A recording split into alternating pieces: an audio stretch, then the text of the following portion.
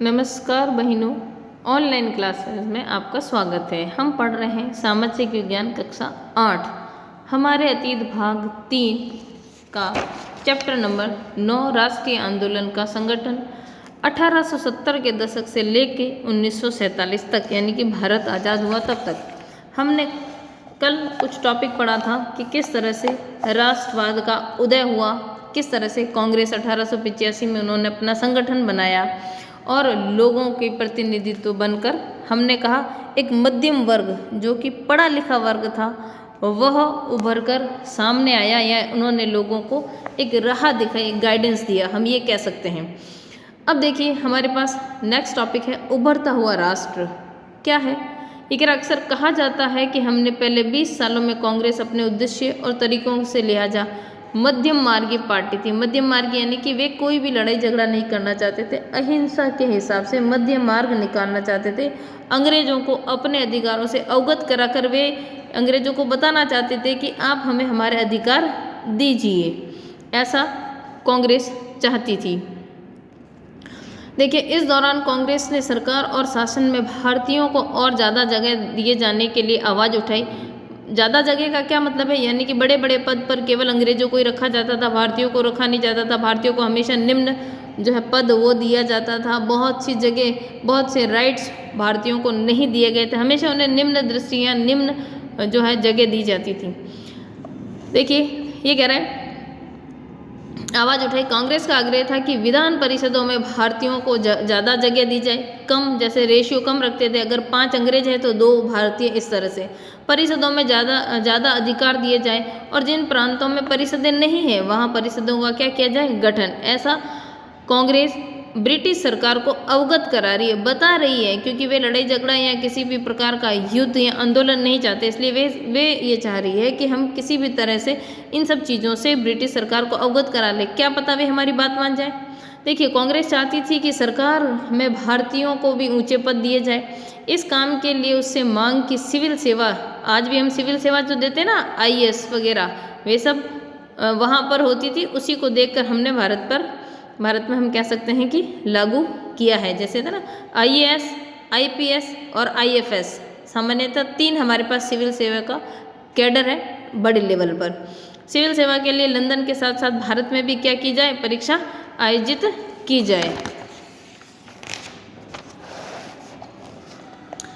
आगे देखिए ये कह रहे हैं शासन व्यवस्था में भारतीयकरण की मांग, नक्सलवाद के खिलाफ चल रहे देखिए नस्लवाद यानी कि गोरे और काले, उस समय ये 2 ही मामले थे, क्योंकि हमारे अंग्रेज थे तो गोरे और काले। नस्लवाद के खिलाफ चल रहे आंदोलन का एक हिस्सा थी, क्योंकि तब तक ज़्यादातर महत्वपूर्ण नौकरियां किसको दी गई थी? गोरे अफसरों को। गोरे फिरंगी जिसको कहते थे, यानी कि अंग्रेज आमतौर पर यह मानकर चलते थे कि भारतीयों को जिम्मेदारी भरे पद नहीं दिए जाने चाहिए या नहीं दिए जा सकते, क्योंकि अंग्रेज अफसर अपनी भारी भरकम रकम वेतन का एक बड़ा हिस्सा कहाँ भेज देते थे? ब्रिटेन। और इसीलिए लोगों को उम्मीद थी कि भारतीयकरण से यहाँ की धन संपत्ति कुछ हद तक भारत में रुकने लग जाएगी। अंग्रेज ऐसा सोचते थे कि अगर बड़े पदों पर अगर हमने भारतीयों को लगा दिया तो जितनी सैलरी हमको दी जा रही है उतनी भारतीयों को देनी पड़ेगी, तो जो भारत का पैसा हम बाहर ले जाना चाह रहे वो यहीं पर रुक जाएगा। भारतीयों की मांग थी कि न्यायपालिका और कार्यपालिका से अलग किया जाए। और आर्म एक्ट में क्या था? जिसमें हमें हथियार रखने पर पाबंदी हो गई थी, हमने पीछे पढ़ा था। आर्म एक्ट को निरस्त किया जाए और अभिव्यक्ति व बोलने की स्वतंत्रता दी जाए, यानी कि बोलने की स्वतंत्रता के लिए भी हमारे लिए बैंड लगा दिया था, उसे भी हटा दिया जाए। शुरुआती सालों में कांग्रेस ने कई आर्थिक मुद्दे भी उठाए। उनका कहना था कि भारत में ब्रिटिश शासन की वजह से गरीबी और अकाल पड़ रहे हैं। क्यों? क्योंकि वो टैक्स लेती थी अत्यधिक, और इस वजह से लोग टैक्स चुकाने की वजह से काफ़ी लोग खेती भी नहीं करते थे कि अगर हमने खेती की तो हमें क्या चुकाना पड़ेगा? टैक्स। तो अपने आप धीरे धीरे अकाल पड़ना शुरू हो जाएगा, पानी भी कम होगा और हम कई सालों तक अन्न भी नहीं उगाएंगे, तो ये मामला हो जाएगा। देखिए अकाल पड़ रहे थे और बढ़ते लगान के कारण काश्तकार और जमींदार विपन्न हो रहे थे। काश्तकार यानी कि जो चीज़ें वगैरह बनाते थे, जमींदार, मैंने आपको कहा ज़्यादा टैक्स देने की वजह से कुछ लोगों ने खेती करना ही बंद कर दिया कि अगर हम खेती करेंगे तो हमें इतना तो टैक्स देना पड़ेगा। और अनाजों के भारी निर्यात की वजह से, और जो भी अनाज होता था उसे बाहर भेज दिया जाता था। भारी निर्यात की वजह से खाद्य पदार्थों का क्या होने लग गया, अभाव पैदा होने लग गया। आप देखेंगे 1890 के आसपास जो अकाल पड़ा था उसका यही कारण था। हम 3-4 साल तक लगान की वजह से बिजोली आंदोलन हुआ था, उसके बाद खेती नहीं की गई थी और फिर बारिश नहीं हुई थी, इस वजह से बहुत भयंकर अकाल पड़ा था। देखिए खाद्य पदार्थों का अभाव पैदा हो गया था। कांग्रेस की मांग थी कि लगान कम किया जाए, फौजी खर्चों में कटौती। फौजी खर्चे यानी अंग्रेज फौज रखती थी और जहाँ पर फौज रखती थी वे उस राजा पर उस फौज का खर्चा उठाने का जो है उस पर लाद देती थी कि इस फौज का खर्चा आप उठाएंगे, किया जाए तथा सिंचाई के लिए ज़्यादा अनुदान दिया जाए। उनके नमक कर, विदेशों में भारतीय मजदूरों के साथ होने वाले बर्ताव। नमक कर आपने देखा होगा, दांडी मार्च गांधी जी ने निकाला था नमक कर के लिए। नमक कर, विदेशों में भारतीय मजदूरों के साथ होने वाले बर्ताव और भारतीयों के कामों में दखल अंदाजी करने वाले वन प्रशासन की वजह से वनवासियों की बढ़ती मुसीबत। वनवासी हमने पीछे एक चैप्टर में पढ़ा था कि अंग्रेज चाहते थे कि जितने भी आदिवासी वगैरह वे एक जगह टिक कर रहे ताकि हम उनसे क्या ले सकें, टैक्स। तो वे बार बार उनके दखल अंदाजी करते थे। मुसीबतों के बारे में बहुत सारे प्रस्ताव पारित किए। इससे पता चलता है कि पढ़े लिखे संपन्न वर्ग की संस्था होते हुए भी अगर आप देखेंगे जितने भी लोग इसमें नेता थे वो कहीं ना कहीं वकील थे, पढ़े लिखे थे सब व्यक्ति। संपन्न वर्ग की संस्था होते हुए भी कांग्रेस केवल पेशावर समूह जमींदार उद्योगों के हक में ही नहीं बोली, यानी कि वे सभी को लेकर, देखिए एक कृषक को लेकर, एक नमक में काम करने वाले मजदूर को लेकर, यानी कि सभी वर्गों के लिए बोल रहे हैं। आगे देखिए क्या कह रहा है, ये कह रहा है मध्यम वर्गीय नेता जनता को ब्रिटिश शासन के अन्यायपूर्ण चरित्र से अवगत कराना चाहती थी, तभी तो आंदोलन हुए, अखबार निकाले गए, लेख छापे गए। ये सारे देखो उन्होंने अखबार निकाले, लेख लिखे और यह साबित करने का प्रयास किया कि ब्रिटिश शासन देश की आर्थिक तबाही की ओर ले जा रहा है। हमने कहा ले ही गया काफ़ी है, पहले सोने की चिड़िया कहलाता था भारत, लेकिन अब नहीं है।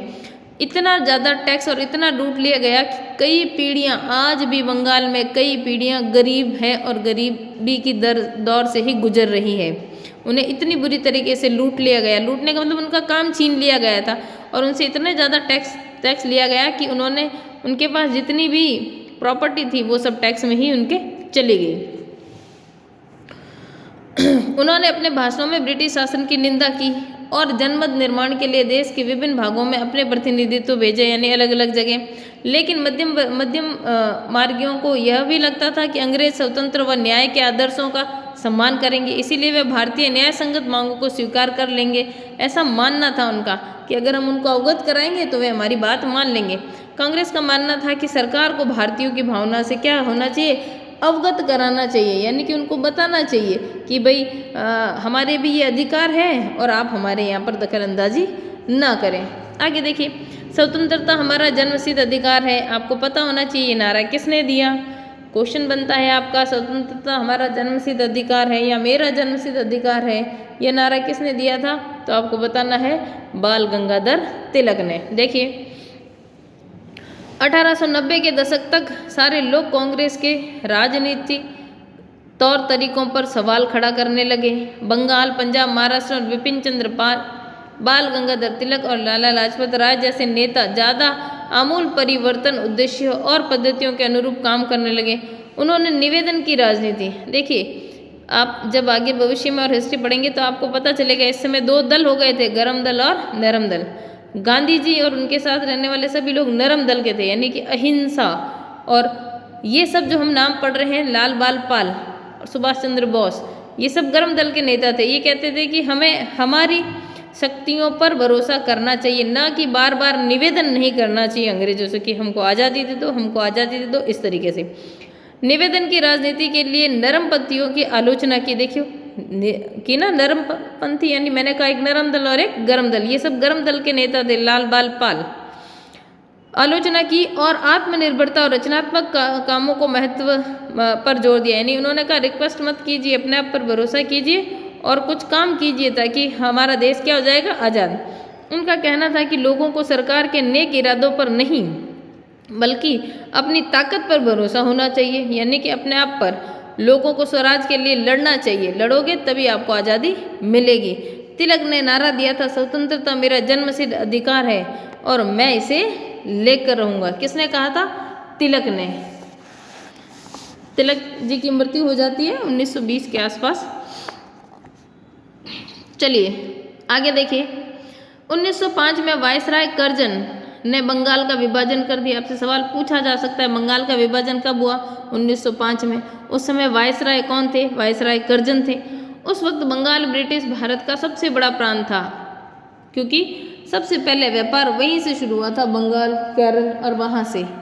बिहार और उड़ीसा के कुछ भाग भी उस समय बंगाल का हिस्सा थे। अंग्रेजों का कहना था कि प्रशासकीय सुविधा को ध्यान में रखते हुए बंगाल का बंटवारा जरूरी था, लेकिन ये गलत था। उस समय लोगों को बांटने के लिए अंग्रेजों ने बंटवारा किया था, परंतु इस प्रशासकीय सुविधा का मतलब क्या था? इससे किसको सुविधा मिलने वाली थी? जाहिर है ताल्लुक अंग्रेज अफसर और व्यापारियों के फायदे से ही था, लेकिन सरकार ने गैर बंगाली इलाकों को अलग करने की बजाय उसके पूर्वी भागों को अलग करके किस में मिला दिया? असम में। और आज उनके वो मिलाने के बाद में आपने देखा होगा बंगाल में भी हिंसा होती रहती है, असम में भी नक्सलवादी जो है वो लोग आ जाते हैं। इस तरह से बहुत सारों का जो है बहुत इनके जो बंटवारे का जो परिणाम है वो हम आज भी भुगत रहे हैं। करने के पीछे अंग्रेजों का मुख्य उद्देश्य ये रहा होगा कि बंगाली राजनेताओं के प्रभाव पर अंकुश लगाया जाए और बंगाली जनता को क्या कर दिया जाए? बांट दिया जाए। बंगाल के विभाजन से देश भर में गुस्से की लहर फैल गई और मध्य मार्गी और आमूल परिवर्तन यानी कि नरम दल कांग्रेस ने सभी दलों ने इसका विरोध किया, यानी गरम दल और नरम दल दोनों ने। विशाल जनसभाओं का आयोजन किया गया, जुलूस निकाले गए, जन प्रतिरोध के नए नए रास्ते ढूंढे गए। इससे जो संघर्ष उपजा उसे क्या कहा हमने? स्वदेशी आंदोलन। फिर हमने स्वदेशी आंदोलन चलाया, आपने देखा होगा, जिसमें हमने विदेशी चीज़ों का क्या किया है? बहिष्कार किया था। यह आंदोलन बंगाल में सबसे ताकतवर था, परंतु अन्य इलाकों में भी इसकी भारी अनुगूंज सुनाई दी थी, यानी कि अन्य जगह भी आंदोलन पूरे देश में लगभग। बाल गंगाधर तिलक देखिए, ये कह रहा है मेज पर रखे अखबार का नाम पढ़िए, उसका नाम है केसरी। तो आपसे पूछा जा सकता है केसरी अखबार के संपादक या केसरी अखबार किसके द्वारा निकाला जाता था? तो आपको बताना है, देखिए तिलक यानी कि बाल गंगाधर तिलक कौन सा अखबार निकालते थे? केसरी। ब्रिटिश शासन के कट्टर आलोचक था ये, और कैसा अखबार था? मराठी अखबार था। तो आपको बताना है मराठी अखबार केसरी था, जो कि तिलक द्वारा यानी बाल गंगाधर तिलक द्वारा निकाला जाता था, और वह अंग्रेजों का कट्टर आलोचक था। आंध्र में डेल्टा इलाकों में इन्हें वंदे मातरम आंदोलन के नाम से जाना जाता है। स्वदेशी आंदोलन ने ब्रिटिश शासक का विरोध किया और स्वयं सहायता, स्वयं उद्योग, राष्ट्रीय शिक्षा और भारतीय भाषा के उपयोग को बढ़ावा दिया। स्वराज के लिए आमूल परिवर्तन ने जनता को लामबंद करने और ब्रिटिश संस्थानों व वस्तुओं का बहिष्कार करने पर जोर दिया। हमने कहा स्वदेशी अपनाएंगे, और वहाँ पर जितनी भी ब्रिटिश चीज़ें थी, आपने देखा वहाँ पर वस्त्रों की होली जलाई गई, जिसके अंदर गांधी जी भी शामिल थे। कुछ लोग ब्रिटिश शासन को उखाड़ फेंकने के लिए क्रांतिकारी हिंसा के समर्थक थे, यानी कि हिंसा करने यानी युद्ध लड़ाई हम कह सकते हैं।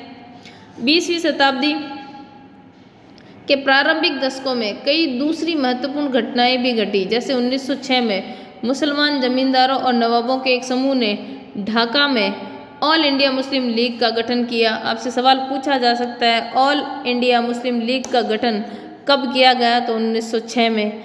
लीग ने बंगाल विभाजन का समर्थन किया, क्योंकि उस समय वे बटी रहे थे।